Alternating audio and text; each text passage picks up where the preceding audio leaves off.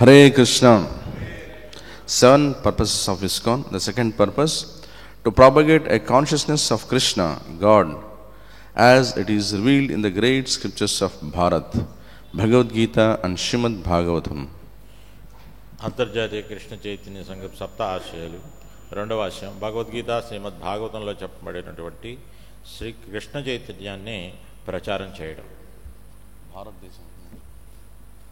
భారతదేశంలో Quote from Sri Namamrita. The holy name, the universal and for this age. Chanting the holy name is the sum and substance of Sanatana Dharma. ఈ యొక్క హరికృష్ణ మహామంత్రం జపించడం, భగవంతుడి యొక్క నామం జపించడం అనేటువంటిది ఈ యొక్క సర్వశాస్త్రముల యొక్క సారం. In this age of Kali, there are no genuine religious principles. There are only the Vaishnava devotees and the Vaishnava devotional scriptures. This is the sum and substance of everything.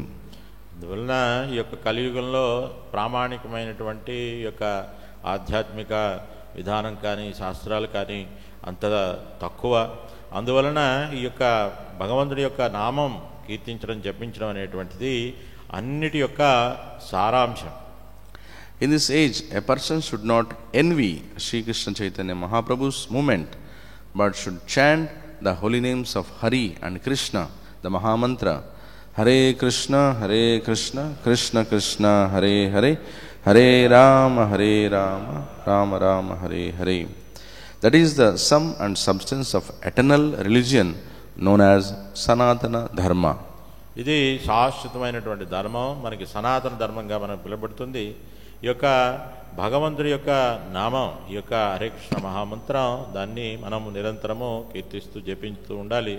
మనము ఈ యొక్క ఉద్యమం ఏదైతే చైతన్య మహాప్రభు ఈ కృష్ణ చైతన్య ఉద్యమం ఉందో దాని పట్ల మనం ఎటువంటి అసూయ పడకుండా మనం దాన్ని అనుసరిస్తూ చక్కగా ఈ విధానాన్ని స్వీకరించాలి. Because Kali Yuga is such a degraded and miserable age, Lord Chaitanya advises everyone simply to chant Hare Krishna. అందువల్ల చైతన్య మహాప్రభు మనకి సరళమైనటువంటి ఈ యొక్క సలహా ఏమిచ్చారంటే అందరూ కూడా ఈ యొక్క హరే కృష్ణ మహామంత్రాన్ని మనం జపించాలి ఈ కలియుగంలో. అది సరళమైనటువంటి విధానం, వారిచ్చినటువంటి సలహా. According to Vedic conception, there must be men in society who are factually Brahmanas, capable of expounding the real truth. If everyone becomes a Sudra, the absolute truth cannot be understood. It is said that at the present moment in Kali Yuga, everyone is Sudra, Kalau Sudra Sambhavaha. And it is very difficult in this age to find a qualified Brahmanas, for they are very rare.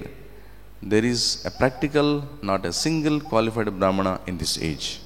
అందువలన ఈ కలియుగంలో కలవు శూద్ర సంభవ, ఈ కలియుగంలో ఉన్నవారంతా కూడాను శూద్ర స్థితిలో ఉన్నటువంటి వ్యక్తులు. ఈ యొక్క మానవులు ఉన్నారు, వారిలో బ్రాహ్మణ వర్గం. ఆ బ్రాహ్మణ వర్గం అనేటువంటిది భగవంతుడికి సంబంధించినటువంటి ఆధ్యాత్మిక ఆ యొక్క శాస్త్రాలని చెప్పేటువంటి వివరించేటువంటి శక్తి ఆ బ్రాహ్మణులకు ఉంటుంది. కానీ ఈ కలియుగంలో అందరూ కూడాను శూద్రులుగా ఉన్నారు. అందువలన భగవంతుడి గురించి చెప్పకపోతే అందరూ శూద్రులైపోతారు.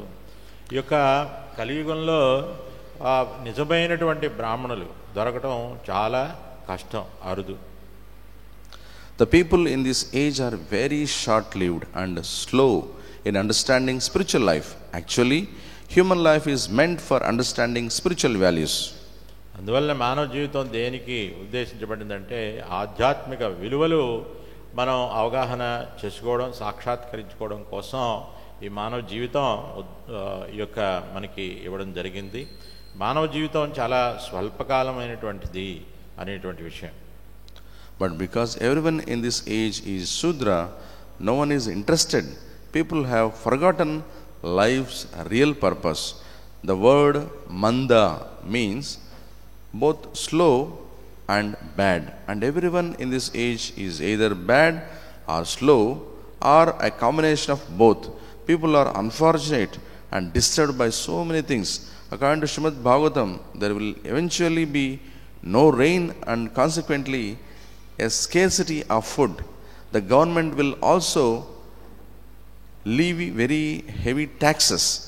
The courtesies of this age, predicted by Srimad Bhagavatam, are already being experienced to some degree.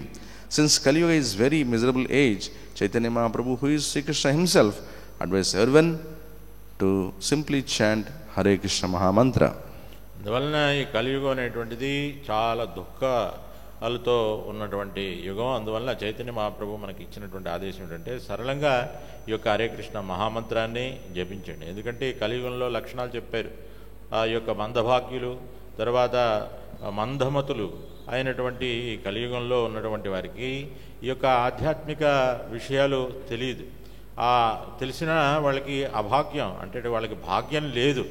ఈ విషయాలు ఉండడం చేత వాళ్ళు ఈ యొక్క భగవంతుడి గురించి తెలుసుకునేటువంటి పరిస్థితులు ఈ కలియుగంలో చాలా తక్కువ.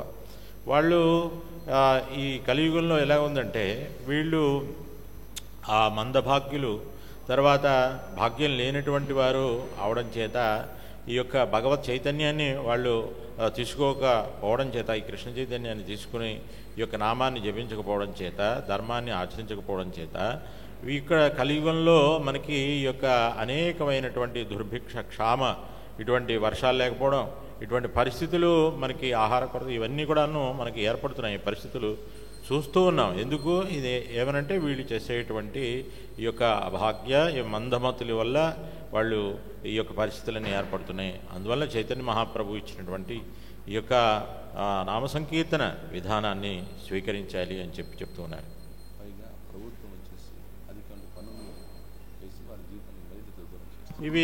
ఈ యొక్క ఇదే కాకుండా ప్రభుత్వం ఏం చేస్తుందంటే ఈ యొక్క పన్నుల రూపంలో ప్రజలందరినీ కూడాను పీడించి వాళ్ళ దగ్గర ఉన్నటువంటి ధనాన్ని అంతా కూడాను లాక్కుంటూ ఉంటారు ప్రభుత్వం వాళ్ళు. ఇలాగ ఇవన్నీ కూడాను కష్టాలు. వీటన్నిటి నుంచి మనం బయటపడాలి అని అంటే మనము ఈ యొక్క హరే కృష్ణ మహామంత్రం, చైతన్య మహాప్రభు ఇచ్చినటువంటి ఈ విధానాన్ని స్వీకరించి అందరూ క్షేమంగా ఉండవచ్చు. అన్ని వాంఛలను తీర్చే కల్పవృక్షం వంటి వారు, పతితులను ఉద్ధరించేవారు, కృపాసాగరులైన వైష్ణవులందరికీ నా గౌరవపూర్వక ప్రణామాలు అర్పిస్తూ ఉన్నాను. వైతానాం భావనేభ్యో వైష్ణవేభ్యో నమో నమః. అనంత కోటి వైష్ణవుందుకి, నామాచరశిల హరిదాస్ ఠాకూర్కి, శిల ప్రభుపాదకి, హితాయ గౌర్ ప్రేమానందకి.